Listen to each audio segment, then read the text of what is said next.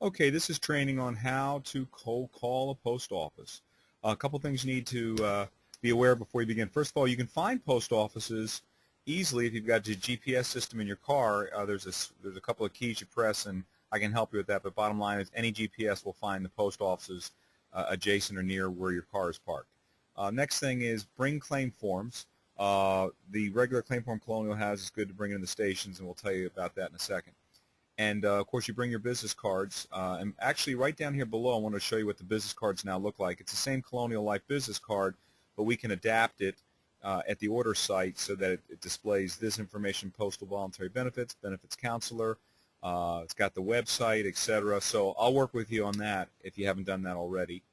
And lastly, you can consult. There's a database we have in the intranet of all the postal locations, and there's a way to reverse it so we can see which employees who have Colonial work at which station. So before you go into a station, you could ask me for a list, and I could give you the names of some or all the insureds that work there, so that if you go in the station and talk to the manager, or you go in the station and just go to the window, you could ask for these people. Okay, one of the key things is when you're when you come into this postal station, you really want to try and make sure that if you have a choice between men and women working at the counter, I would go with the female just because there's a wellness claims potential that's greater. By and large, women buy easier than men do, et cetera, et cetera. So if you have a choice between a female and a male postal worker at the window, definitely think about going to the female first.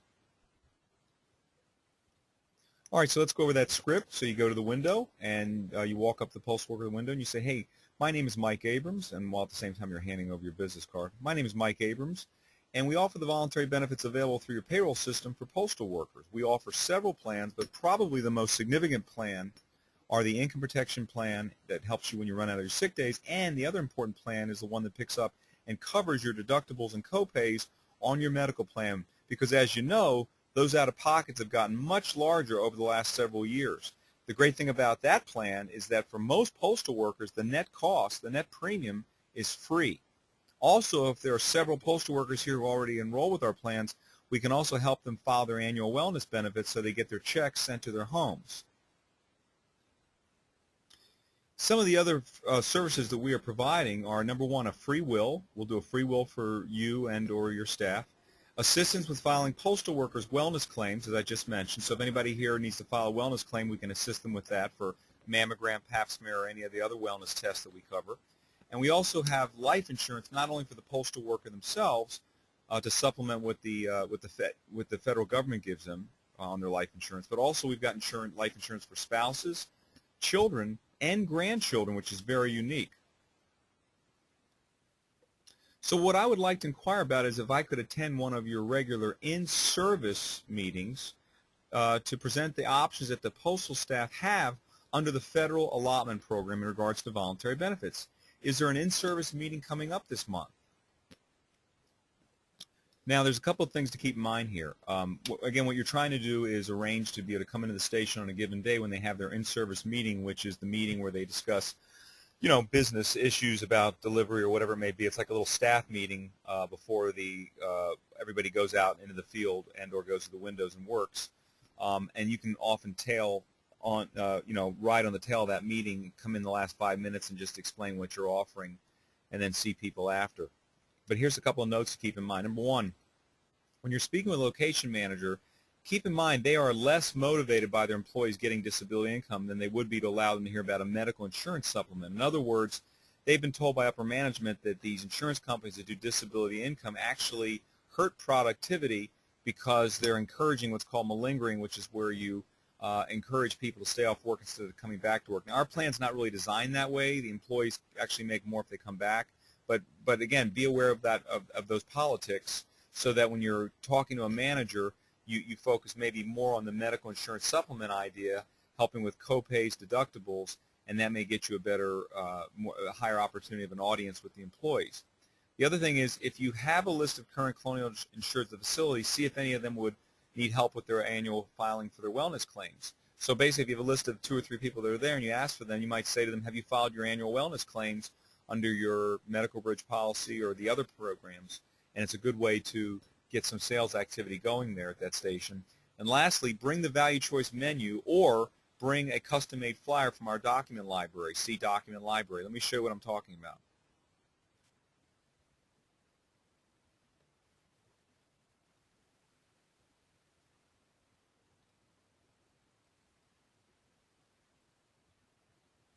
This is the menu itself, and from Colonial, the problem with this menu is that your name isn't on it and your phone number. You can stamp it, rubber stamp it if you have one. You could staple a business card to it, and then that would help.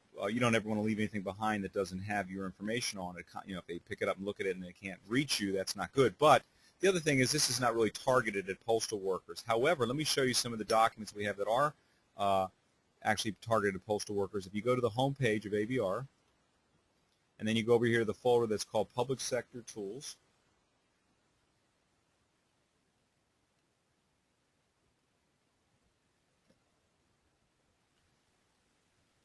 And then you look here for the actual postal documents. Postal flyers, library marketing materials, there it is. When you get here, you'll see there's a number of flyers made for other agents. You can take a look at them, and if you like any of these, what you can do is you can request from Mike Abrams that this be tailored to your phone number and contact information. As you can see, it's easy to do. This is one where there's actually 4 flyers on one page. You cut them into fourths. So there's lots of things that you can take a look at. So keep this in mind. If a manager tells you that you can't, for example, attend an in-service meeting, or you can't do this, or you can't do that, when a manager says that to you, you say back to them, listen, I understand. Obviously, you've got a good reason for saying that I can't come in and do that. So again, if the manager says you can't attend an in-service meeting, which was your request, or you can't come into the station and see the people, whatever, when someone says that to you in authority, what you need to say back to them is, listen, I understand that you're unable to give me permission to attend an in-service meeting, and since that's not the right way for staff to become aware of their insurance options under the Federal Allotment Payroll Deduction Program, what do you suggest would be the best way for your staff to be able to review these plans? Now, this kind of a sales response puts the manager in a position of 2 things. One is puts them a little bit on the spot, because you're basically saying to them, hey, tell me, since you're telling me that it puts them on the spot primarily because it sounds like they're sort of standing in the way of hearing about what is, sort of an official program, because after all, it is on payroll deduction. And then at the same time, you're also giving them the respect of saying, listen, I understand that this is not the way to do it because you said so. So since you're telling me the way not to do it, obviously you can also tell me the way to do it. How do you want it done? In other words, what would be the way that we would get this done, since it is a good and noble thing, while at the same time, being compliant with your wishes. So that's just the principle and the idea behind saying to them, if I can't do it this way, obviously there's a way to do it. How do you do things here? What would be the way to get that done? So that concludes our training on how to cold call a post office. Thanks for your time.